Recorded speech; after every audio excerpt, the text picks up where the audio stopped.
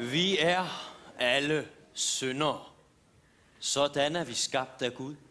Uperfekte. Og siden den første synd kom ind i verden med Eva, har vi alle levet i en evig skygge.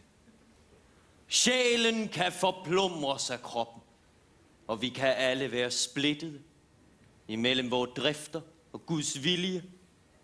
Men så er det godt at vide, at Gud er stærkere end synd. Og sammen med Gud, så kan vi vinde over den synd.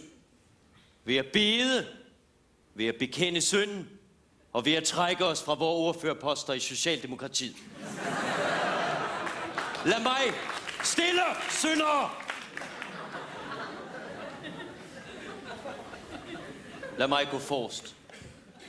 Lad mig bekende for jer.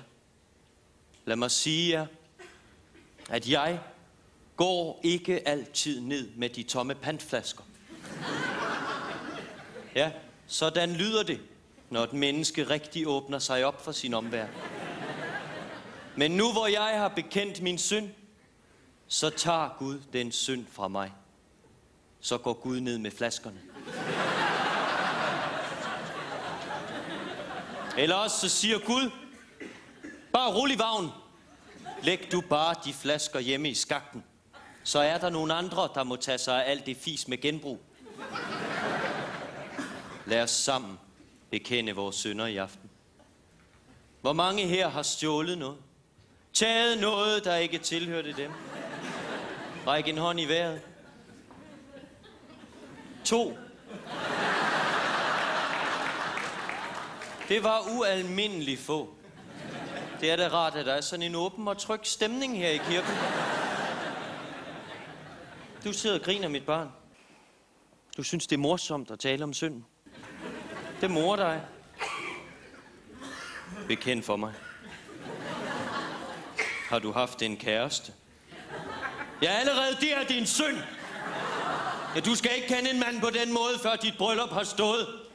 Har du løjet for din fader for at se drengen, du holder af? Har du kysset med ham?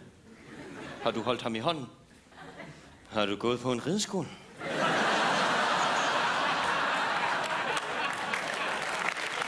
Stille! Stille, syndere! Jeg taler jo med pigen! Det er vigtigt, det her.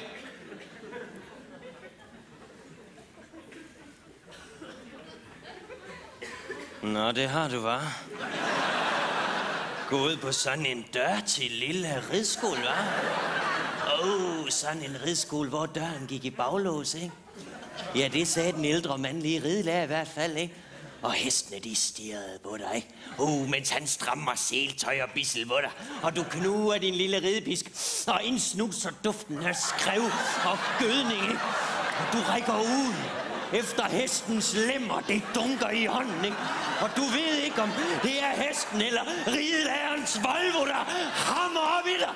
Og du hopper op og snapper efter Jesu Kristi juice fra Jesu Kristi fustache. Ja, den hellige man er...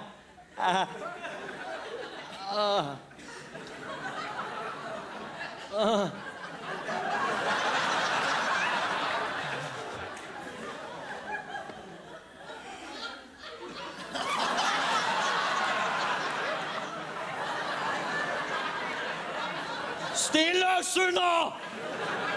Stilhed!